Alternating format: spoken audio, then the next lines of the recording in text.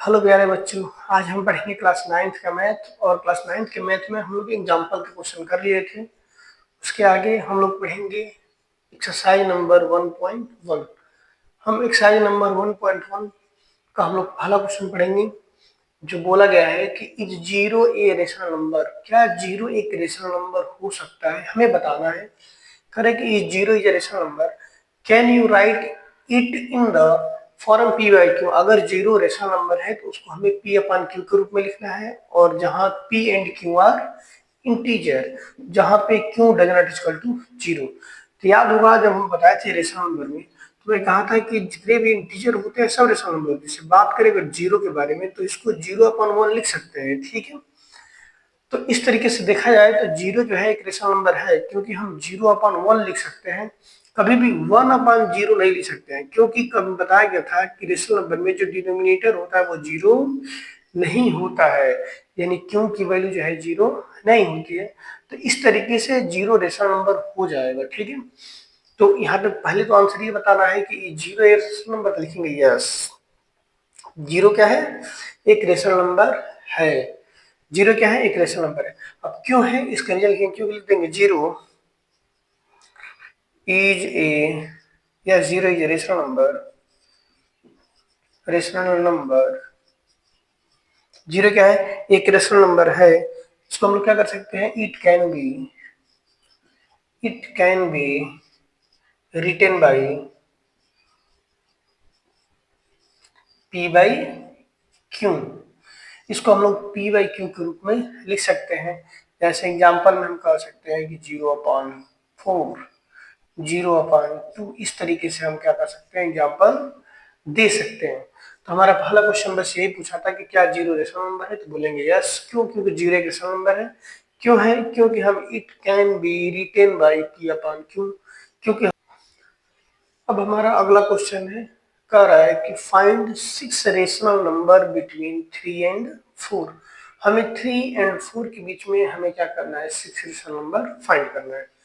तो याद होगा जब हम एग्जाम्पल कर रहे थे तो हमने बताया था कि जब भी रेशनल नंबर फाइंड करना हो तो उसका फार्मूला होता है ए प्लस बी अपॉन टू। या इसको हम ऐसे लिख सकते हैं, first number plus second number और दोनों का हाफ अपॉन टू। तो हमारा क्या मिल जाता है, तो उन दो नंबरों के बीच का एक नंबर मिल जाता है, ठीक है।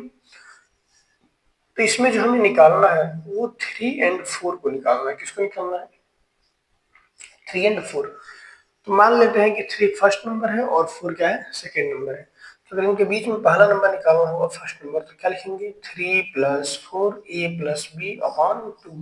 तो कितना होगा, 3 और 4 7 अपॉन टू। तो इन दोनों के बीच में एक नंबर आ गया हमारा 7 अपॉन टू, ठीक है। ऐसे हमें सेकेंड नंबर निकालना हो तो क्या करेंगे, हम इसको मानेंगे फर्स्ट नंबर, इसको मानेंगे सेकेंड नंबर, या इसको हम ए मान सकते हैं, इसको बी मान सकते हैं। दोनों को ऐड करके 2 से डिवाइड। तो लिखेंगे ए प्लस बी अपॉन टू। इसका डिनोमिनेटर क्या है, 1 है। इनका 2 और 1 कैल्सियम लेंगे, कितना आएगा, 2। 1 के टेबल में 2 आते हैं 2 टाइम्स, तो 2 का 3 से मल्टीप्लाई करेंगे 6, प्लस 2 के टेबल में 2 1 टाइम्स, 1 का 7 से मल्टीप्लाई करेंगे 7 अपॉन 2। ये आ जाएगा नीचे, 7 6 कितना होगा, 13 अपॉन 2 2 जा 4। यानी इन दोनों के बीच का एक रेशनल नंबर आ गया 13 अपॉन 4। अब हम थर्ड रेशनल नंबर निकालेंगे ऐसे। अब मान लेते हैं ये हमारा ए है, ये इसको बी मान लेते हैं, तो लिखेंगे ए प्लस बी, यानी 7 अपॉन 2 प्लस बी की वैल्यू क्या है, 4 अपॉन 2। इसका एलसीएम लेंगे तो होगा 7 प्लस 8 अपॉन 2, और ये पहले से ही 2 है, ये आ जाएगा नीचे, तो हो जाएगा 8 7 15 अपॉन 4। यानी इन थर्ड हमारा रेशनल नंबर आ गया इन दोनों के बीच में 15 अपॉन 4। इसी तरीके से हम कोई फिर एक और दो नंबर ले लेते हैं। हमें फोर्थ नंबर निकालना हो तो क्या करेंगे, हम मान के चलते हैं ये फर्स्ट नंबर है और ये सेकेंड नंबर है, तो लिखेंगे ए प्लस बी 13 अपॉन 4 अपॉन 2। इसका एलसीएम लेंगे तो कितना, क्रॉस मल्टीप्लाई कर देंगे, 4 से 12 प्लस 13 अपॉन 4, और नीचे क्या है 2। अब 12 और 13 जोड़े कितना होगा, 25 अपॉन 4 टू जाए नीचे आ जाएगा, 4 टू जाए 8। तो इन दोनों के बीच का रेशनल नंबर आएगा 25 अपॉन 8। अब हम क्या करते हैं, इन दोनों के बीच में निकाल सकते हैं, हम कहीं भी निकाल सकते हैं, इन दोनों के बीच में भी निकाल सकते हैं, हम इन दोनों के बीच में भी निकाल सकते हैं, तो हम कहीं से फाइंड कर सकते हैं। 4 हमें नंबर मिल गए, हमें अब 2 नंबर और निकालना है। फिफ्थ नंबर क्या करेंगे, इनको फर्स्ट मानते हैं, इनको सेकंड मानते हैं, लिखेंगे a प्लस बी 7/2/2। इसका एलसीएम लेंगे, 4 और 2 का एलसीएम कितना हो जाएगा, 4, 4 1 या 4 तो 13 होगा, 2 2 या 4, 7 7 2 या 14, कितना होगा 27/4, सॉरी अपॉन 2। अभी आ जाएगा नीचे तो कितना होगा 27/8। तो इन दोनों के बीच में एक नंबर आ गया 27/8। हमें 5 नंबर आ गया, अब हम निकालते हैं 6 नंबर। इन दोनों के बीच में निकाल लेते हैं, इसको ए मानते हैं, इसको बी मानते हैं, ए प्लस बी अपॉन 2, इनको ऐड करेंगे 4 और 3, 4 और 2 का एलसीएम लेंगे कितना होगा 4, ये हो जाएगा 14 प्लस 15/2, ये नीचे आ जाएगा, इन दोनों को ऐड करेंगे कितना होगा 29/4 2 या 8। तो इस तरीके से इन दोनों के बीच का नंबर आएगा 29/8। तो इस तरीके से हम हमारे पास 6 नंबर आ गए, पहला 25/8, दूसरा 13/4, तीसरा 27/8, चौथा 7/2, पांचवा 29/8 और छठा 15/4। इस तरीके से हम क्या करेंगे, 6 नंबर फाइंड कर लेंगे। इसका हम एक और तरीका बताए थे, जिस तरीका को हम वो थोड़ा आसान है, उससे भी सॉल्व करके देख लेते हैं। हम क्या करेंगे, हमें जब रेशनल नंबर निकालना किस किस के बीच में निकालना है, तो 3 एंड 4। हमने बताया था कि जितना भी रेशनल नंबर निकालना होगा उससे एक अधिक नंबर से हम क्या करेंगे, मल्टीप्लाई करेंगे और डिवाइड करेंगे। हमें कितना रेशनल नंबर निकालना है 6, तो 6 निकालना तो हम क्या करेंगे, इसमें 7 से मल्टीप्लाई करेंगे और 7 से डिवाइड करेंगे। इधर भी हम लोग क्या करेंगे, 7 से मल्टीप्लाई और 7 से डिवाइड, तो कितना हो जाएगा 7 3 जा 21/7 एंड 7 4 जा 28/7। अब 21 और 28 के बीच में कौन कौन से नंबर आएंगे, तो 22/7, 23/7, 24/7, 25/7, 26/7 और एक हो जाएगा 27/7। इस तरीके से हमने बताया था कि हम इस तरीके से भी एक तरीके से कर सकते हैं। इस तरीके से हम लोग 6 रेशनल नंबर फाइंड कर सकते हैं।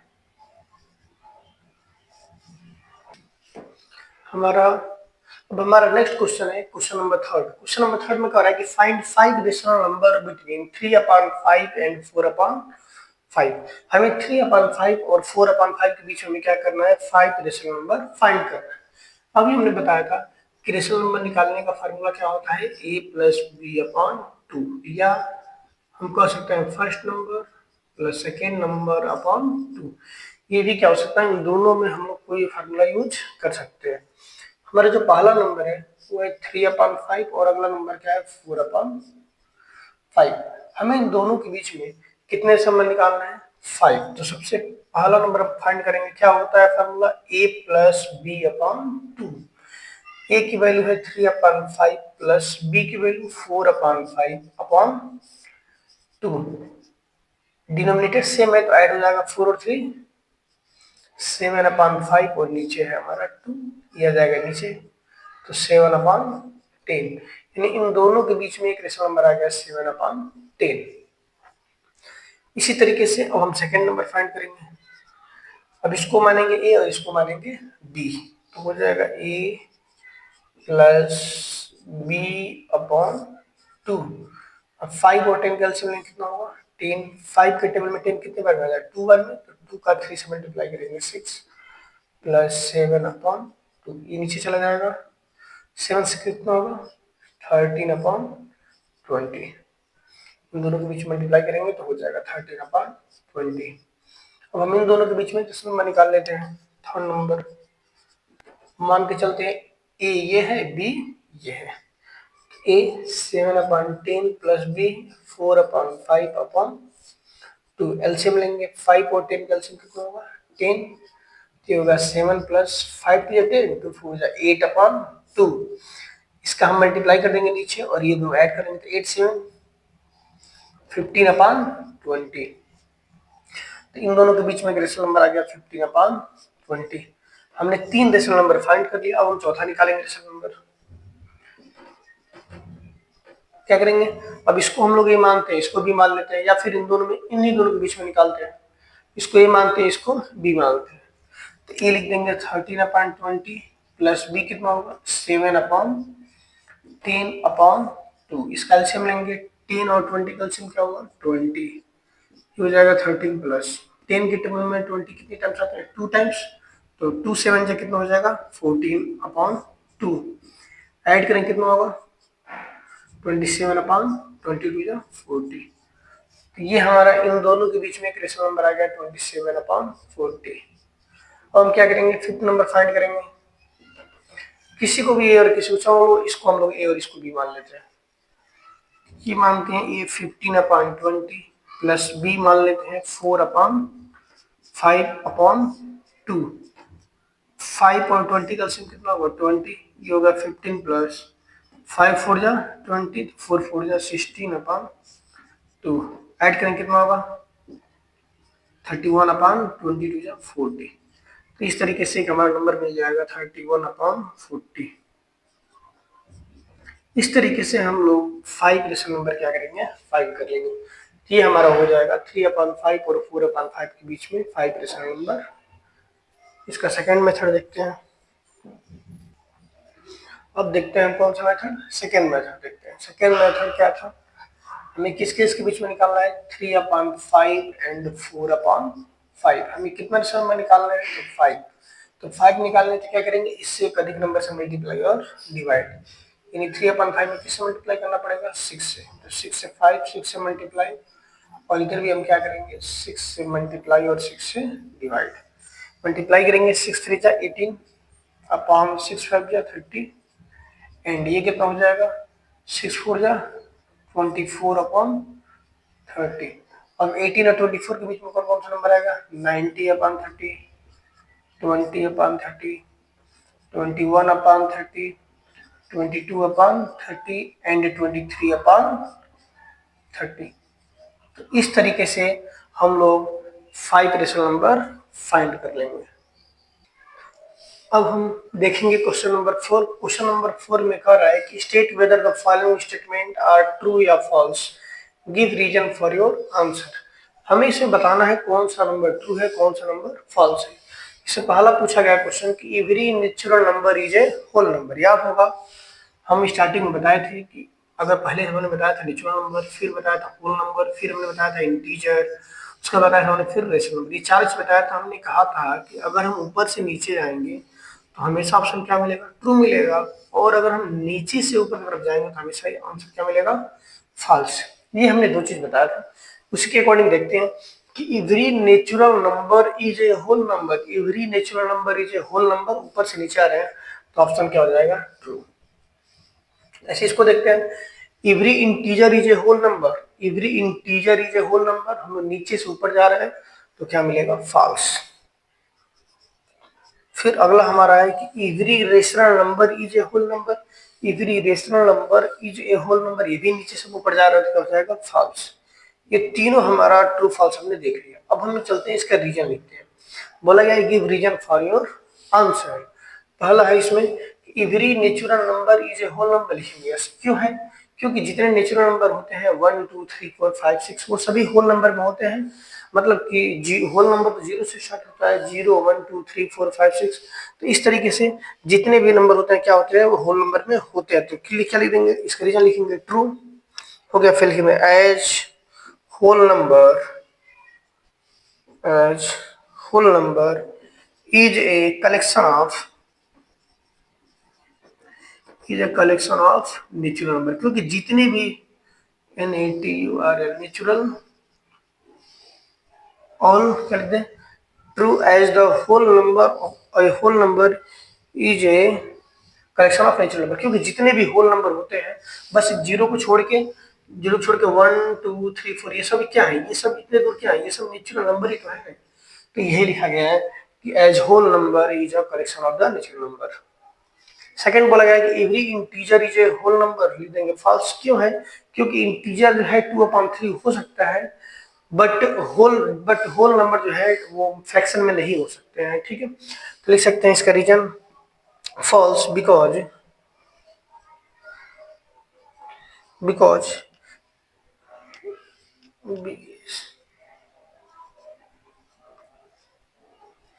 बिकॉज और वैसे भी देखा है तो होल नंबर में निगेटिव नंबर नहीं होते हैं, और इंटीजर किस में होते हैं, निगेटिव हो सकते हैं। तो ये देंगे बिकॉज निगेटिव नंबर